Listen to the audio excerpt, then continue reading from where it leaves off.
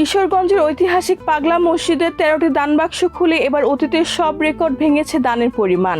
6 মাস পর দানবাক্স খুলে গণনা শেষে পাওয়া গেছে 15,89,80,146 টাকা। এছাড়া বিভিন্ন দেশের বৈদেশিক মুদ্রা এবং বিপুল পরিমাণ স্বর্ণালংকারও মিলেছে। 27 জুন রাত 8:30টায় কিশোরগঞ্জের অতিরিক্ত জেলা ম্যাজিস্ট্রেট ও দানবাক্স খোলার কমিটির আহ্বায়ক মোহাম্মদ এরশাদুল আহমেদ এ তথ্য নিশ্চিত করেন। সকালে জেলার প্রশাসক ও পাগলা মসজিদ কমিটির সভাপতি সোহানা নাসরিনের উপস্থিতিতে 13টি দানবাক্স খোলা হয়। দানবাক্স থেকে বের করা টাকা 43টি বস্তায় ভরে মসজিদের দ্বিতীয় তলায় নেওয়া হয়। সেখানে প্রায় 13.5 ঘন্টা ধরে চলে টাকা গণনা। গণনা কাজে অংশ নেন 2 মাদ্রাসার 406 শিক্ষার্থী, রূপালী ব্যাংকের 130 কর্মকর্তা, পাগলা মসজিদের 35 কর্মচারী এবং জেলা প্রশাসনের 19 কর্মকর্তা-কর্মচারী।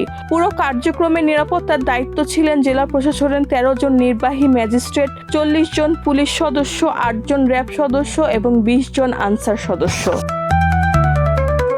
জেলা প্রশাসক সোহানা নাসরিন জানান, মানুষের দান করা অর্থ জেলার বিভিন্ন মসজিদ, মাদ্রাসা ও এতিমখানার উন্নয়নের পাশাপাশি অসহায় ও জটিল রোগে আক্রান্ত মানুষের চিকিৎসা সহায়তায় ব্যয় করা হয়।